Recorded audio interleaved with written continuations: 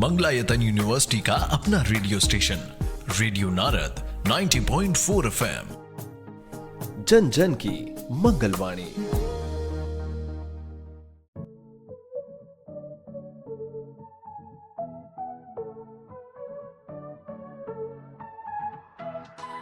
स्वागत है दोस्तों, रेडियो नारद 90.4 FM से मैं हूं आपके साथ आरजे याशी और प्रोग्राम शुरू हो गया है ज्ञान सागर, जिसमें हम आपके ज्ञान को करते हैं और भी ज्यादा उजागर।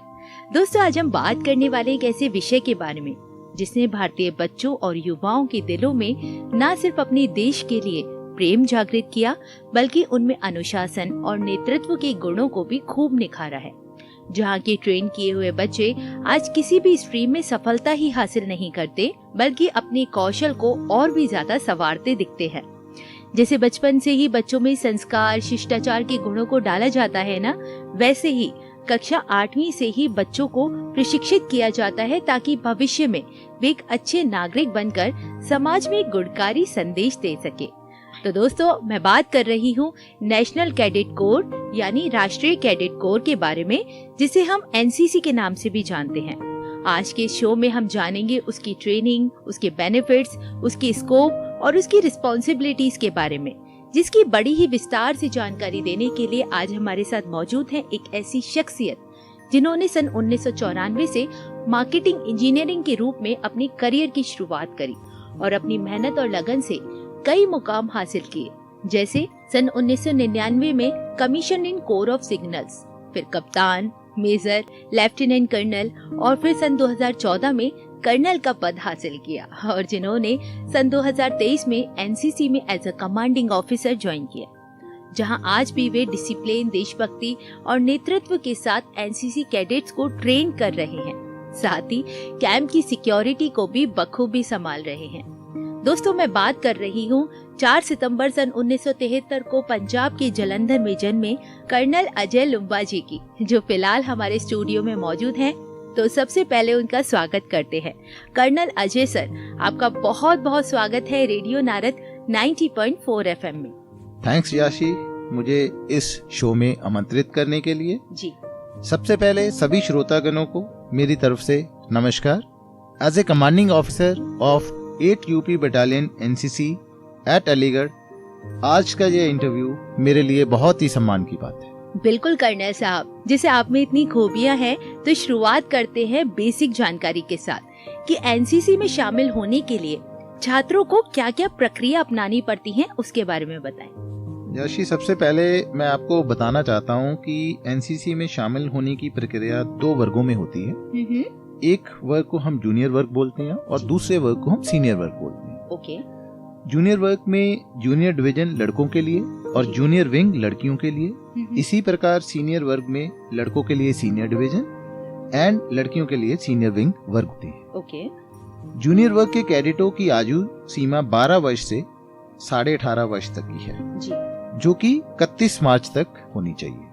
इसी तरीके से सीनियर वर्ग में आयु सीमा जो है वो 16 वर्ष से 26 वर्ष तक की है, जो कि 1 जुलाई तक की होती है। ओके। सभी लड़के एवं लड़कियों कक्षा 8 से 10वीं कक्षा के दौरान जूनियर वर्ग में जुड़ सकते हैं, जबकि सीनियर वर्ग का जो नामांकन है वो 11वीं और 12वीं कक्षा में स्कूलों के लिए जी, और महाविद्यालयों में प्रथम वर्ष में वो कैडेट्स सीनियर डिवीजन में या सीनियर विंग में जुड़ सकते हैं। ओके। इसके अलावा पिछले एकेडमिक ईयर में स्टूडेंट को कम से कम 50% अंक होना अनिवार्य है जी।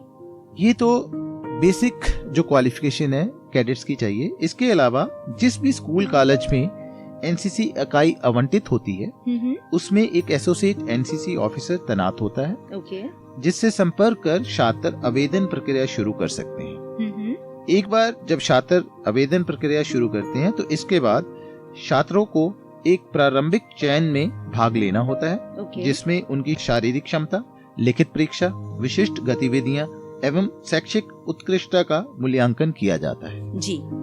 चयन छात्रों को एनसीसी यूनिट में भर्ती किया जाता है और उन्हें आवश्यक प्रशिक्षण प्रदान किया जाता है। ओके सर, वहीं ट्रेनिंग की बात करें तो एनसीसी कैंप्स में कैडेट्स को क्या क्या सिखाया जाता है और ये कैंप उनके लिए कैसे फायदेमंद साबित होता है?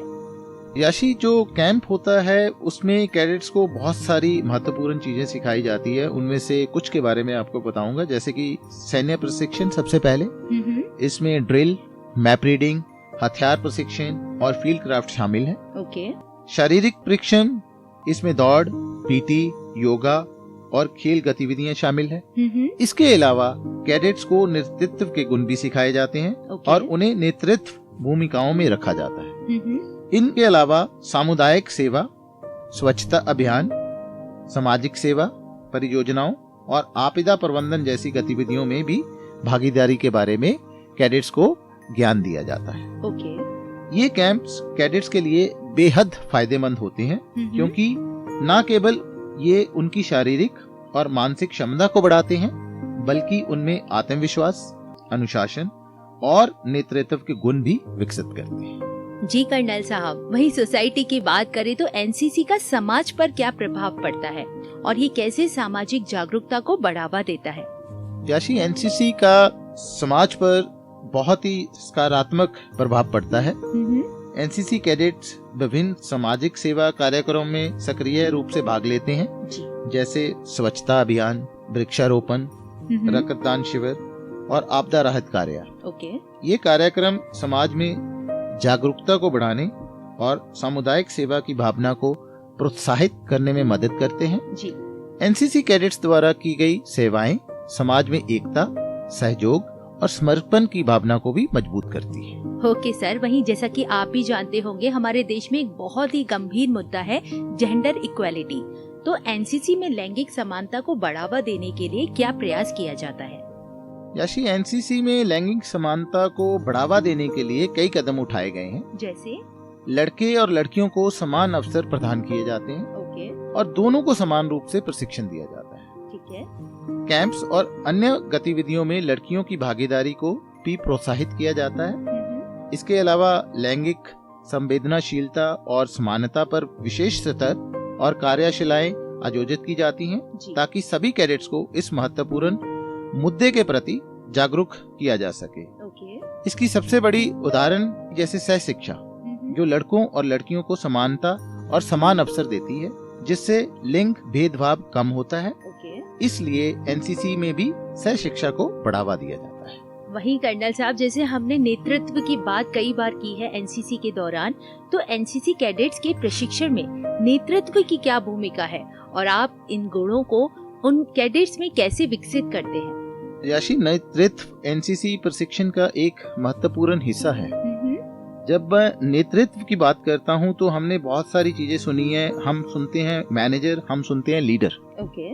दोनों में बहुत बड़ा फर्क होता है। जो मैनेजर है वो ऑर्डर देता है और वो काम करवाता है। जो लेकिन लीडर होता है वो इंश्योर करता है कि मैं अकेला नहीं, कोई इंडिविजुअल काम नहीं करेगा, एज ए टीम काम करेंगे। वो अपने साथियों को साथ लेके चलता है और इंश्योर करता है कि वो काम को किया जाए, ताकि जो टीम एफर्ट का जो रिजल्ट्स होते हैं वो बिल्कुल ही अलग होते हैं। इसीलिए कैडेट्स को विभिन्न नेतृत्व भूमिकाओं में रखा जाता है और उन्हें टीम का नेतृत्व करने के लिए प्रोत्साहित किया जाता है। उन्हें जिम्मेदारियों का भी निर्वहन करना सिखाया जाता है, जिससे उनमें आत्मविश्वास और निर्णय लेने की क्षमता विकसित होती है। समूह गतिविधियों, परियोजनाओं और नेतृत्व शिविरों के माध्यम से हम कैडेट्स में नेतृत्व के गुणों को विकसित करने का प्रयास करते हैं। जी सर, तो क्या आप एनसीसी के कुछ मुख्य उद्देश्य भी हमें बता सकते हैं और आपकी बटालियन इन उद्देश्यों को पूरा करने में कैसे योगदान देती है? याशी, एनसीसी के मुख्य उद्देश्यों में सबसे पहले कैडेट्स को राष्ट्र की सेवा के लिए हम युवा तैयार करते हैं। इसके अलावा हम उनके अंदर नेतृत्व और चरित्र निर्माण के प्रोग्राम्स करते हैं। इसके अलावा उनके अंदर सामुदायिक सेवा और सामाजिक जागरूकता को बढ़ावा देना भी एनसीसी का मुख्य उद्देश्य है। इसके अलावा उनकी शारीरिक और मानसिक विकास करना एनसीसी का मुख्य उद्देश्य है। एज फar as मेरी बटालियन इन उद्देश्यों को पूरा करने के लिए विभिन्न प्रशिक्षण कार्यक्रम, सामाजिक सेवा परियोजनाएं और नेतृत्व विकास कार्यशालाओं का आयोजन करती है। हम कैडेट्स को राष्ट्र की सेवा के लिए प्रेरित करते हैं, उन्हें एक जिम्मेदार नागरिक बनने के लिए तैयार करते हैं। जैसे कि आप देखेंगे कि एनसीसी के कैंप्स के अंदर जो एक कैडेट की रूटीन होती है सबसे पहले सुबह उठ के उसकी शारीरिक और मानसिक विकास के लिए हमारे डिफरेंट इवेंट्स होते हैं, जैसे पीटी होती है, योगा होता है, फिजिकल एक्सरसाइजेस होती हैं, उनके अंदर ड्रिल होती है। इसके अलावा नेतृत्व और चरित्र निर्माण के लिए क्लासेस चलाई जाती हैं।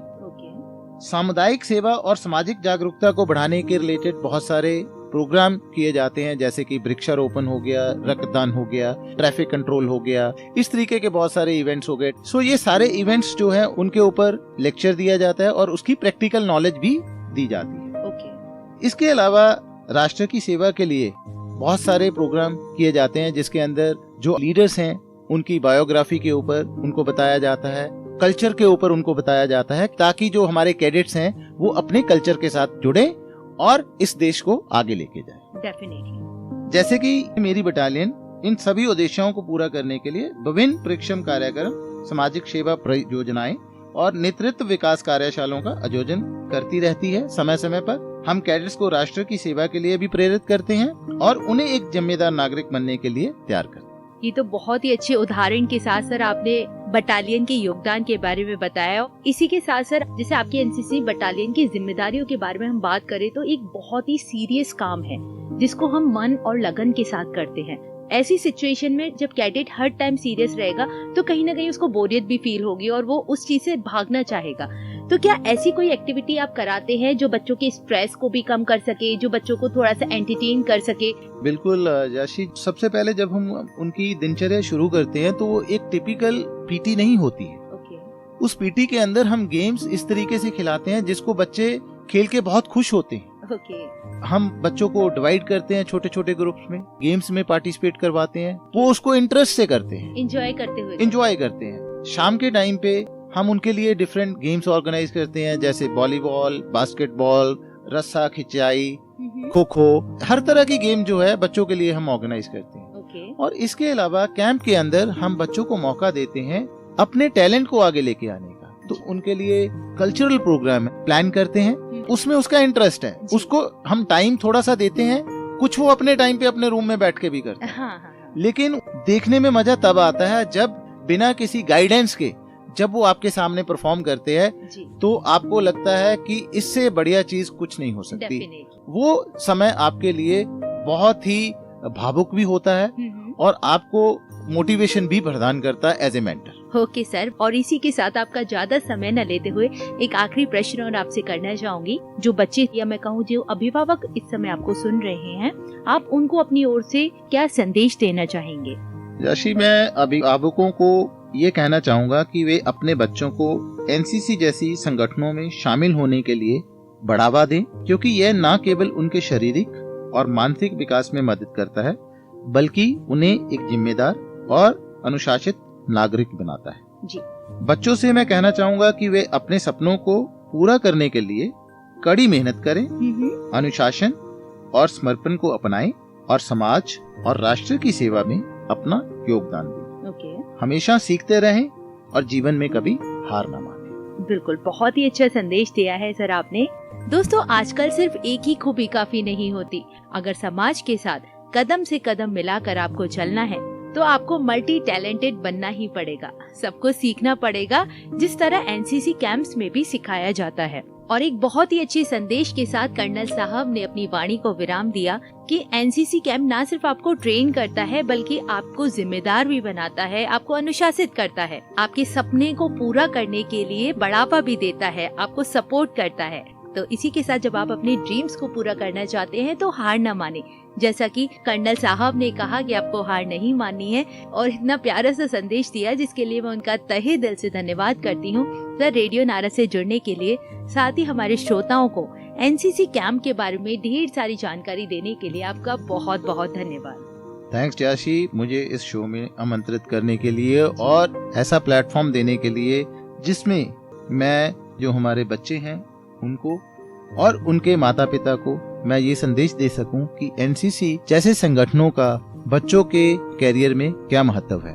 Thank you once again. और इसी के साथ दोस्तों, अब मेरा भी वक्त हो गया है आप सभी से विदा लेने का। फिर लेकर आऊंगी आपके लिए एक नया खास विषय और जानेंगे उसके बारे में कुछ इंटरेस्टिंग बातें एक नए मेहमान के साथ। तब तक के लिए मुझे यानी आरजे याशी को दे इजाजत। Radio Narad 90.4 FM। जन जन की मंगलवाणी।